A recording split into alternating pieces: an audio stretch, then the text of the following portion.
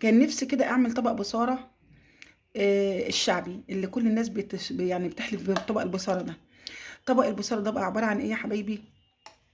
عباره عن فول مدشوش، غسلته من بالليل ونقعته لغايه الصبح، صباح الصبح بالنظام ده زي ما انتم شايفين كده.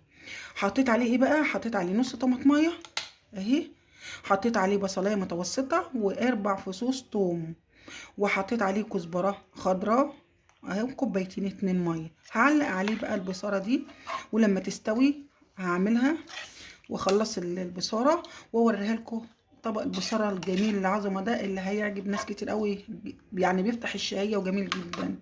يلا حبايبي لو عجبتكم كده يلا كده نسمع على الرسول عليه الصلاه والسلام ونشوف هنعمل ايه في البصاره. عملت يا حبايبي قدامكم البصاره، شفتوا وانا قايله لكم على المقادير ووريتها لكم وانا بعملها. شايفين جميله قد ايه؟ بصاره شعبيه وجميله.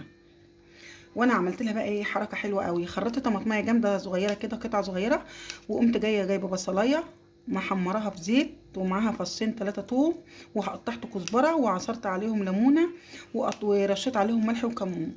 هناخد بقى كده حبيبي زي ما انتم شايفين، هنعمل كده على الوش. شايفين؟ شايفين الجمال؟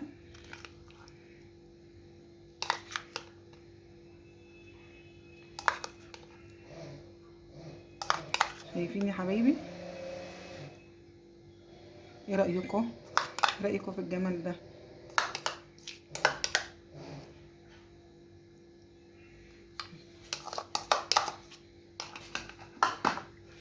ايه رايكم حبايبي كده في البصاره الجميله دي؟ يا رب يا حبايبي تعجبكم